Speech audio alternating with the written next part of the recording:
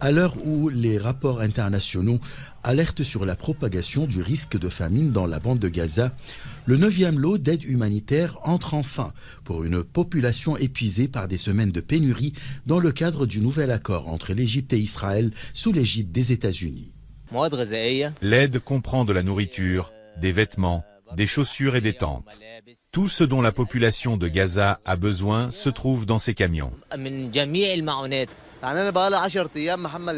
Ça fait 10 jours que le camion est chargé de vivres.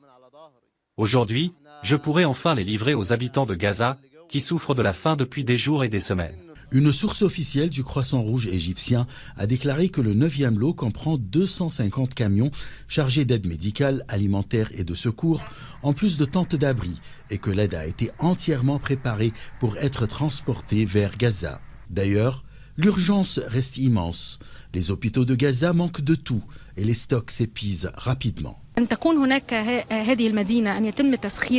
Toutes les capacités du point de passage de Rafah sont mobilisées pour acheminer l'aide humanitaire vers la bande de Gaza. Cet effort majeur comprend des travaux d'infrastructure au port international d'El Arish, destinés à accueillir les navires transportant de l'aide en provenance de nombreux pays. Des travaux sont également en cours pour réhabiliter le point de passage de Rafah afin qu'il puisse accueillir des camions, et non plus seulement des particuliers. Des travaux sont également en cours avec le Croissant Rouge égyptien pour assurer toute la logistique nécessaire au passage des camions vers la bande de Gaza. Si cette ouverture est le fruit de tractations diplomatiques, elle reste fragile.